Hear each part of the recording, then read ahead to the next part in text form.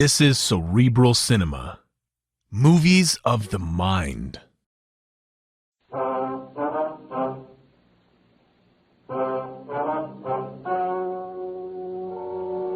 Ladies and gentlemen, the story you're about to hear is true. The names have been changed to protect the innocent. Dragnet.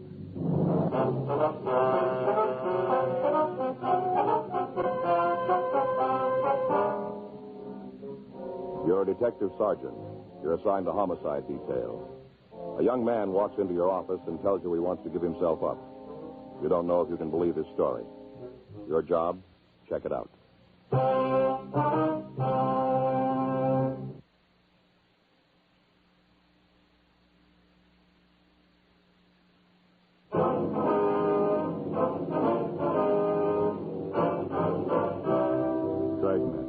The documented drama of an actual crime. For the next 30 minutes, in cooperation with the Los Angeles Police Department, you will travel step by step on the side of the law through an actual case transcribed from official police files. From beginning to end, from crime to punishment, Dragnet is the story of your police force in action.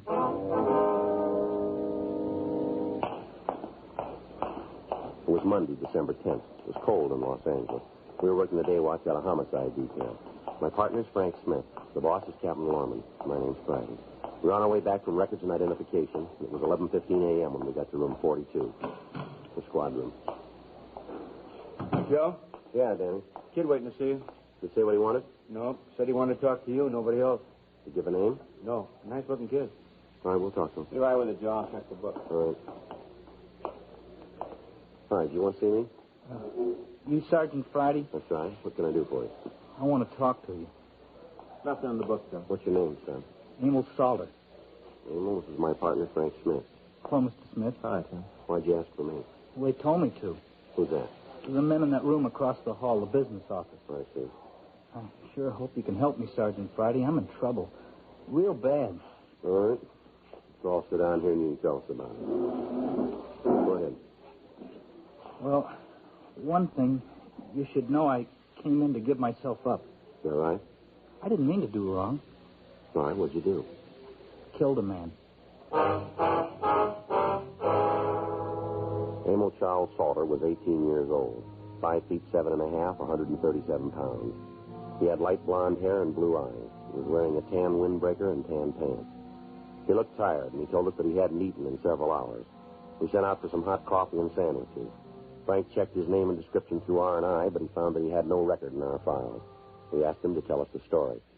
Do you know the man you killed? No, I never saw him before. Well, how'd you kill him? Ran him down. In a car? No, a truck. Well, where'd this happen? Coast Highway near Malibu. Just this side. When? Last night. I guess it must have been around 10. It should have been around then because I left town at 8:30. It took about an hour and a half to drive up there. Now, you sure the man was dead? Yeah, I looked at him. It wasn't hard to tell. Did you try to help him at all? No. As soon as I looked at him, I knew there wasn't anything I could do. I just got back in the truck and took off.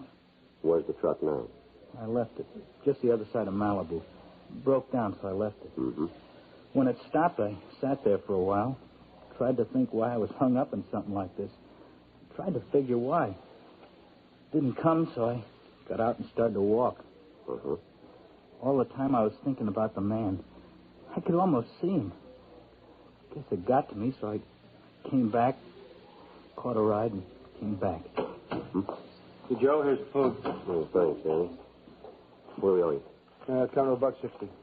Wait a minute. You got 15 cents, Frank? Oh, yeah, I guess so. Yeah, here, Danny. Thanks. A couple cartons in that black. Right, thank you. All right, here, Emil, help yourself.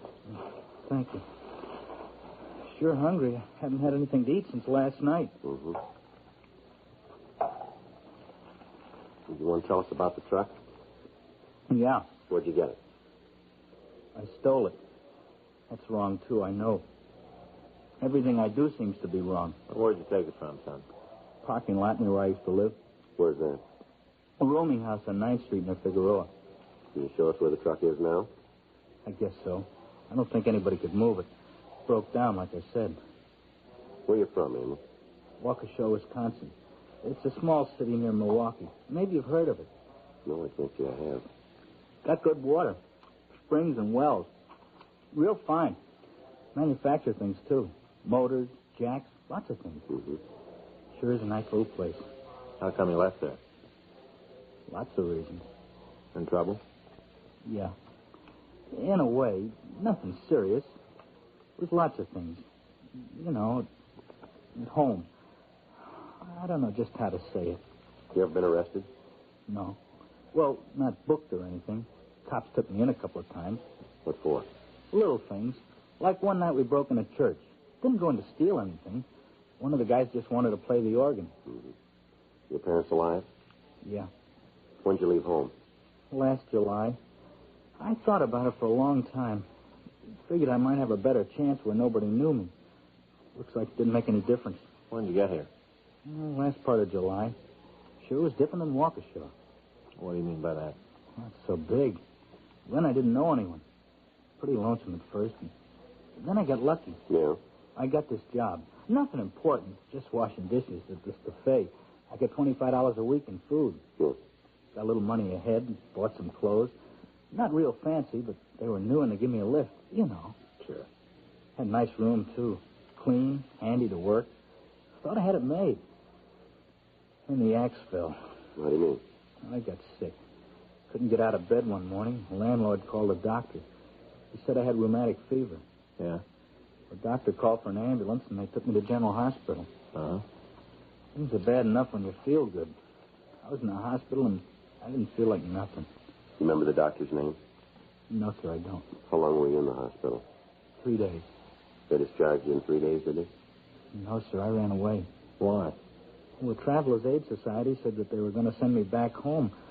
I didn't want that, so I ducked out. Mm-hmm. I went back to my room. I got a couple of bucks I had hid and left. Mm-hmm. Didn't have any idea what I was going to do, but I didn't want to be sent back to Wisconsin. That's when you stole the truck, huh? Yeah, looked like a way out of town. Uh-huh. The whole thing doesn't seem like it really happened. You know how when you're half asleep and the radio's on, things come through, but they're not real clear. Yeah. Like that. I remember riding in the truck after I hit the man, trying to think what I was going to do, how I was alone. Mm-hmm. Story of my life. Seems like I was always alone. Sure was last night. I don't know. I guess I never do anything right, do I? Guess I just don't have the nerve. You did this time. Hmm? You came here, didn't you?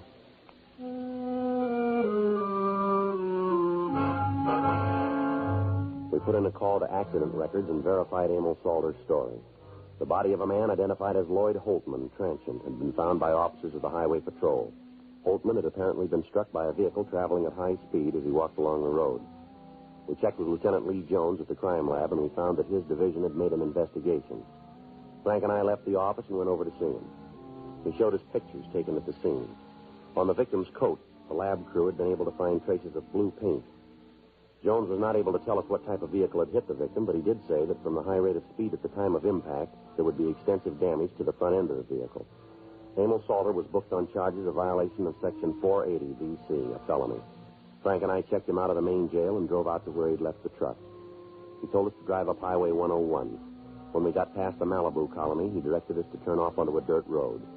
We drove about 200 yards, and then he asked us to stop. You sure this is where you left the truck? Yeah, just over there, behind those trees. When the engine started acting up, I looked for a place to park. Figured it'd be better if I got off the road. There it is. You can see it now. Mm-hmm. This is the same one you stole last night, is it? Yes, sir. It's the one I was driving. I'll check the front end. Mm. Did you have anything to drink last night? No, I had enough of that at home. Mm-hmm. You sure this is the truck you had when you hit that fella? Yeah, I'm sure. I don't know what all the questions are about. I said I did it. I'm not trying to hide anything. There's nothing up there, Joe. Front end's clean. Well, it doesn't make a lot of sense, does it? No. I don't understand what the problem is. Well, what you tell us doesn't add up with the evidence here.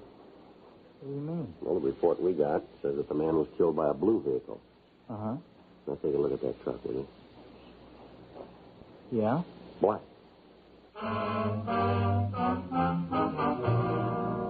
We put in a call to the office, and we asked them to send the tow truck out and impound the vehicle. We stood by until they arrived. Frank and I drove Emil Salter to the scene of the accident. He pointed it out for us.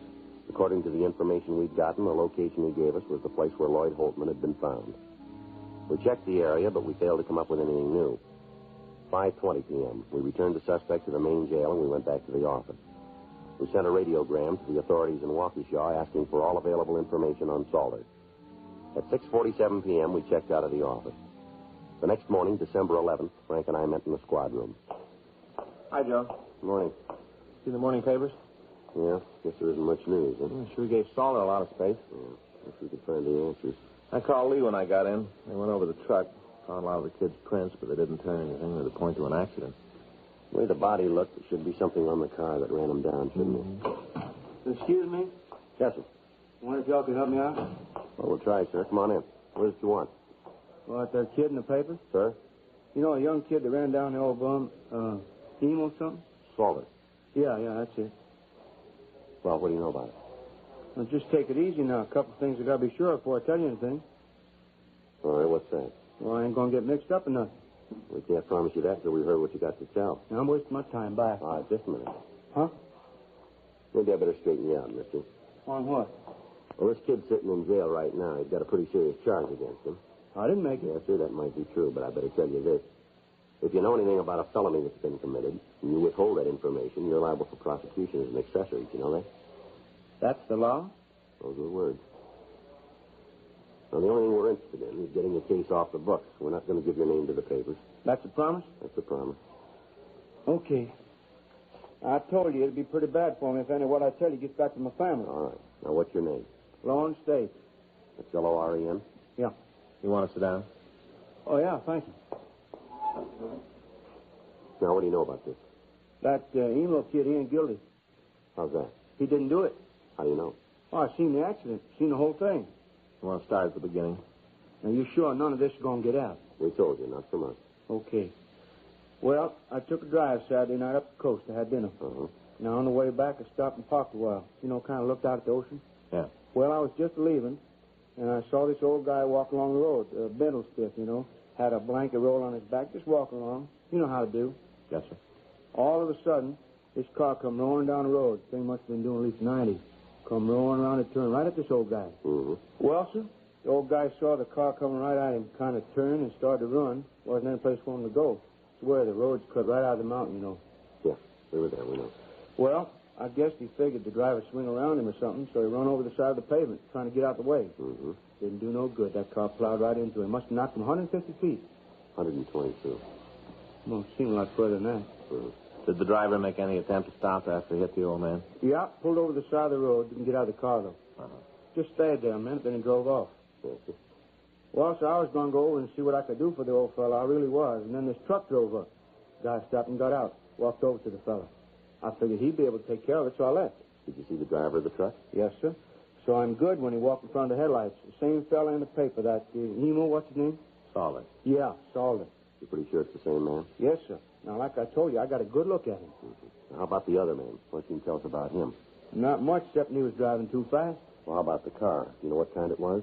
I didn't get a good look at that. How about the color? You notice that? Yeah, it was a blue, kind of light color.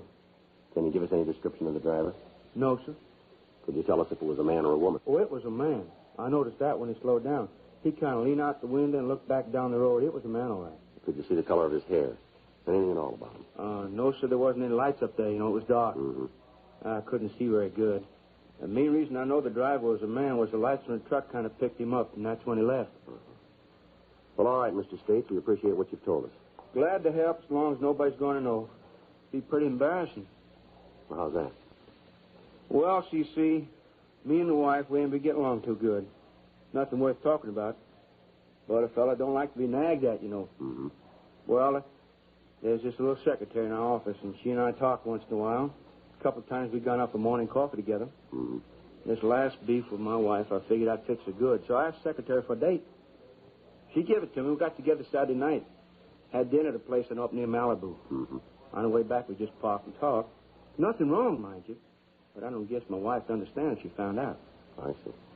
So you see why I don't want nobody to know about Saturday? It'd be kind of tough to explain. Yes, sir. Got to thinking about it, though, and what that kid, Emo Salter. Yeah. Got to thinking what he must be going through and decided maybe I better tell about it. Well, so it's going to help him a lot. Yeah, I guess so. Oh, something else you might be able to use. What's that? Might not be worth anything out of state and all. What's that? The hit-and-run car? Yeah. I got the license number.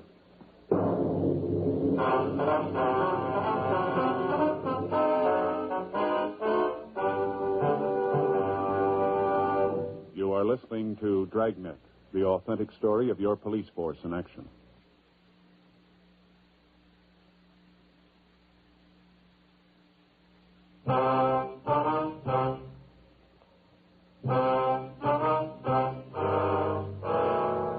We got the license number of the hit-and-run car. Also the fact that it carried an Illinois plate. We put out a local and an APB on it. We got in touch with the Department of Motor Vehicles back east, and we obtained the owner's name. According to their records, he had notified them that he was moving to California. They were able to supply us with a North Hollywood address for him. We checked the name through our records section, but we found nothing. At 5:20 p.m., Frank and I drove out to see him. Yes, Charles Bookman? That's right. Police officers, we'd like to talk to you. Come on in. Thank you. This is my partner, Frank Smith. My name's Frank. Hello. How do you, sir? I was just having dinner. You mind if I tell my wife to go ahead? Well, we can wait if you like. No, I'll be right back. All right. You want to wait just a minute?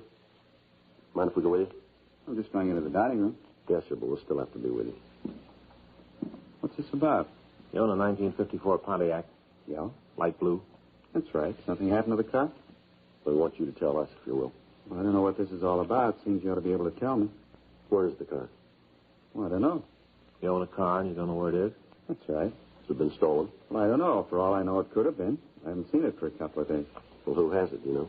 My brother-in-law. I let him drive it. You don't know where he is. No, if he smashed up the car, he's going to pay for it, though. I'm not going to be responsible. I'm afraid he's done more than that.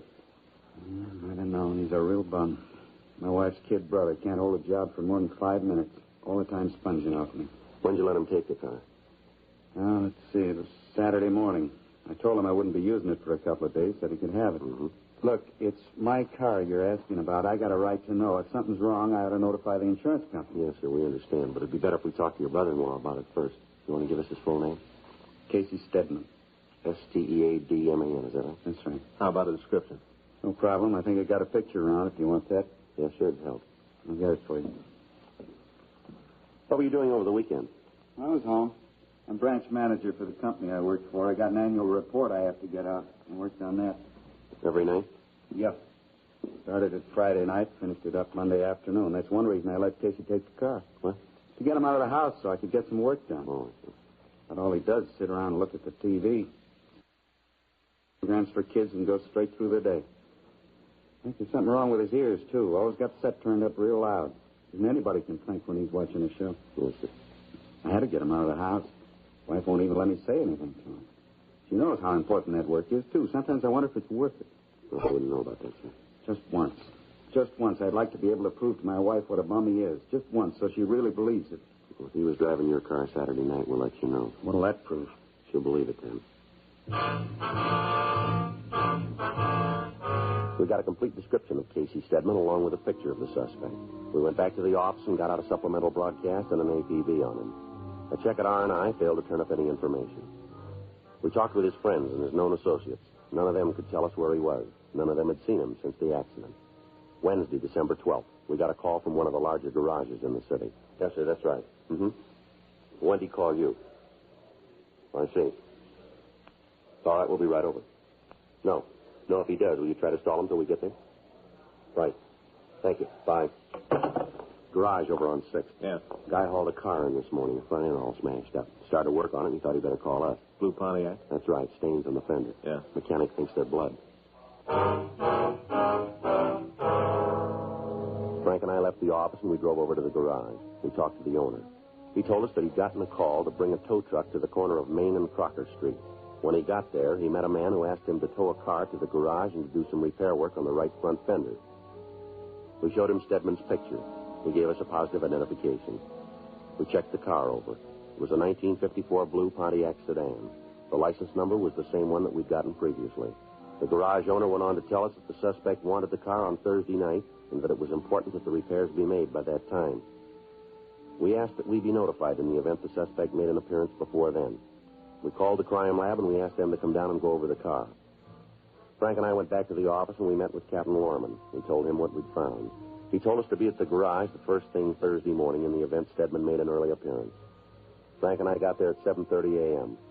At 4:30 in the afternoon, the suspect still hadn't shown. 4:45, 4:50 p.m. Maybe you figure something's wrong. Doesn't seem likely. There's no way for him to find out. Think his sister tipped him? No. Bookman said he wouldn't say anything to her about it. Uh-huh. Met him, Frank. Yeah. We got a live one, huh? Well, let's take it. Stedman? Yeah? I'd like to talk to you. Why, do I know you? Police officers. You on that blue Pontiac over there? Grab him, Joe. All right, mister. Take it easy. Go! I know nothing about it, nothing. I never saw the car before. Fellow that towed it in says you're the one who called him. Well, he made a mistake. Must be a lot of men who look like me. Nothing special about me. Our crime lab has gone over the car. As soon as we roll your fingerprints, we'll be able to tell for sure. What's that going to prove? Maybe I did drive the car. Nothing wrong with that. No law that says a man can't drive a car. We got one that says you can't use it to kill somebody. I didn't do that. Yeah, sure. Oh, you don't believe me, do you? Nope. That's kind of lousy, isn't it? How do you mean that? You walk in here, you already made up your mind I'm guilty. You call that fair? We just got to go with the evidence, mister. Well, you got nothing to prove I was in that car. Nothing to show that I killed anybody. Just trying to make me say I did something I don't know nothing about. All right, come on, let's go. You just wait. You take me to court, I'll tell the whole world about this lousy deal. Yeah, well, I don't know about the world. Yeah? But we'll be there to listen. We took the suspect back down to the city hall. As soon as we had his fingerprints taken and compared with the ones found in the car, we showed him the physical evidence that we had. When it was presented, he confessed to killing Lloyd Holtman. He made a statement, and we took him over to the main jail where he was booked in on a charge of violation of Section 480 V.C., a felony. Before we left the jail, we had Emil Salter brought from his cell to one of the interview rooms. He looked like he hadn't slept for several days. Sit down, Emil. Thanks. How do you feel? Not too good, Mr. Friday. Well, we got some news for you. Yeah? You didn't kill that man. You're not lying to me. No, we've got the guy that did it. Oh, that's good. Since that night, all I've thought about was that man lying there. I'm glad it wasn't me. Yeah? You know, you still have to answer for auto theft. Sure, I know. Funny. The reason I left home was to build something new. Here I am in jail. Mm-hmm. Just me, I guess. I blame my parents, my brothers, everybody. All the time it's me. There's nobody else to blame, really. Well, you can try it again, Emil. Yeah. But it'll probably be the same. Always on the outside looking in. What do you mean by that? Like back in high school. Maybe you'll think it's funny, but... Like one time I wanted to go to the junior prom. Real bad. Didn't have the right clothes. Didn't have a date. Who'd want to go out with a shrimp like me? Well, did you ask anybody to go with you? No, I knew better. But I went to the prom anyway. Mm-hmm. All by myself. No date, no nice clothes. Just old cords and a beat-up jacket. Want to know how I went? Uh-huh. I sat on the fire escape. Yeah, I watched the whole thing through the gym window, sitting on a fire escape. They had lanterns and stuff. Kids all dressed up real pretty. It was nice to watch. Mm-hmm. Saw the Grand March, everything. Only one trouble. Yeah. Like I said, I was all alone, looking in from the outside. Well, we got to shove off, Emil. And thanks for coming over. It's all right. See you, son. Sure. You want to wait here? We'll send an officer in for you. Yes, sir. Thanks again.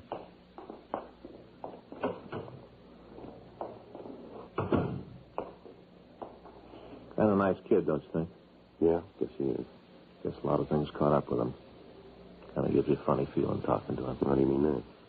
Well, you know how when he worked all night and you get home early in the morning? Mm-hmm. You're too tired to sleep and you hear a train whistle from the other side of town. Listening to that kid, I got the same sort of feeling. Mm-hmm. I don't think he's a bad kid, not really. You think I'm wrong, Joe? Well, I guess if you are, it makes two of us. Yeah? That whistle you're talking about? Uh-huh. I hear it every once in a while myself.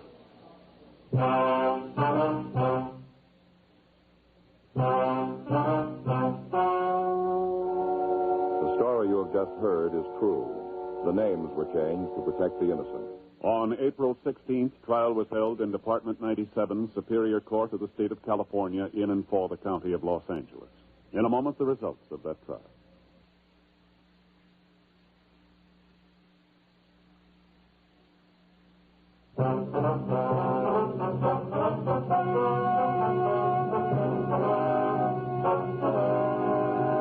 Casey Jeffrey Harrison Stedman was tried and convicted of violation of Section 480 of the Vehicle Code and received sentence as prescribed by law. Violation of Section 480 VC is punishable by imprisonment in the state penitentiary for a period of from 1 to 5 years. Emil Donald Salter pled guilty to 1 count of grand theft auto. In the interests of justice, he was placed on probation for a period of 3 years.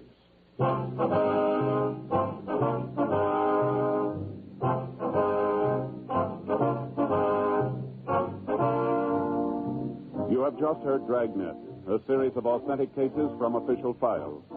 Technical advice comes from the Office of Chief of Police W.H. Parker, Los Angeles Police Department.